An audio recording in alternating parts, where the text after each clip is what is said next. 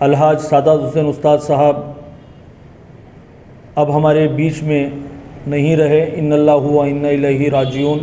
लिहाजा मेरी अल्लाह से यही दुआ है कि जो है ना उस्ताद साहब को जन्नत के आला से आला मुकाम दें।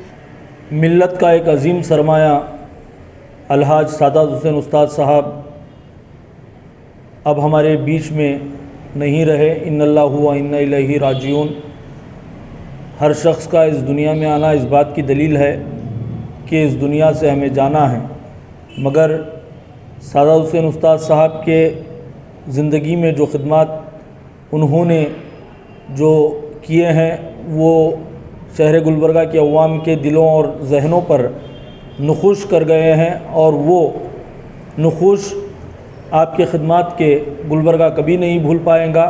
आपने मिली, समाजी, क़ानूनी, सियासी हर लिहाज से आपने अपने दौर में खिदमात अंजाम दिए हैं।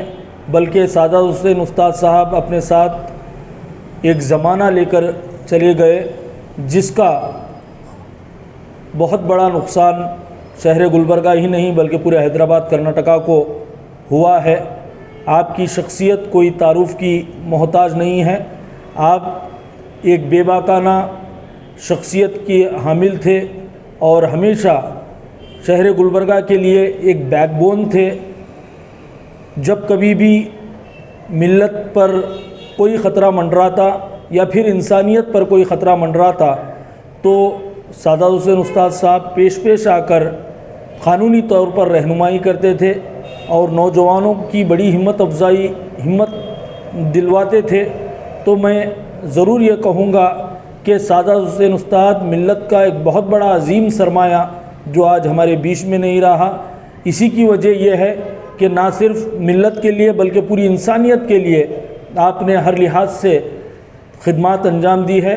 उसी की ये वजह रही कि आपके तदफीन के दौरान हर एक मज़हब के मानने वाले लोग, हर एक समाज के लोग बड़े ही बेचैनी व तकलीफ़ का इजहार, अफसोस का इजहार कर रहे थे, और कसीर तादाद में हर समाज के लोगों का आपकी तदफीन में जम्मे गफ़ीर नज़र आया। तो लिहाजा अल्लाह ताला से यही दुआ है कि अल्लाह ताला सादात हुसैन उस्ताद साहब को जन्नतुल फिरदौस में आला से आला मुक़ाम अता फ़रमाए।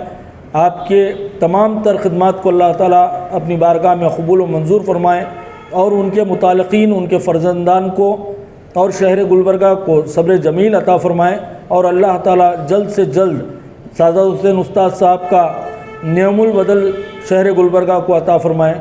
आज हमारे बीच एडवोकेट अलहाज सादात हुसैन उस्ताद नहीं रहे।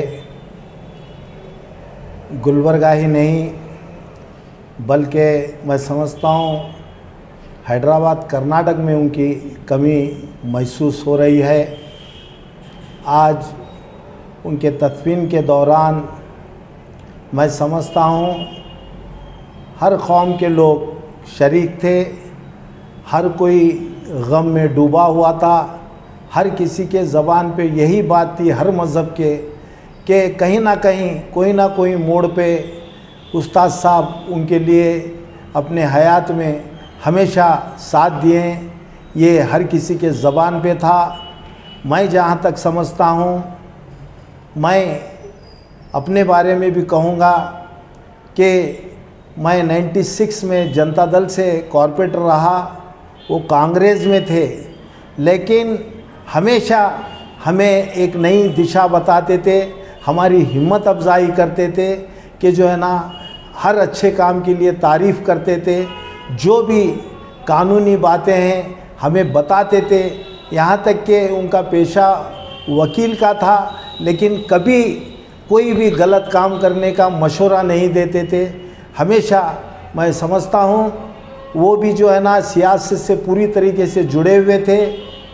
मुझे याद है मैं छोटा था, 1978 में जब जनता पार्टी से वो इलेक्शन गुलबर्गा के लिए लड़े तो मेरे वालिद शेख मौलाना उर्फ मामू के नाम से उनको पहचाने जाते थे। यहाँ तक कि साबिक़ा लेबर मिनिस्टर एस.के. कांता साहब भी उनके साथ जुड़ के 1978 में उनके लिए काम किए थे। मैं समझता हूँ 400 से 600 वोटों से उनको हार मिली थी, लेकिन वो हिम्मत नहीं आ रहे, हमेशा सियासत से जुड़ के रहे। 1978 के बाद वो कांग्रेस से जुड़े, लेकिन हमेशा डट के अवाम के लिए काम करते रहे, अपने हमेशा अवाम को एक अच्छी दिशा बताते रहे। आज इतने अफसोस की बात है कि कानूनी मैदान में भी, सियासत के मैदान में भी आज एक हम मशहूर शख्सियत को हम खो चुके हैं। लिहाजा मेरी अल्लाह से यही दुआ है कि जो है ना उस्ताद साहब को जन्नत के आला से आला मुकाम दें।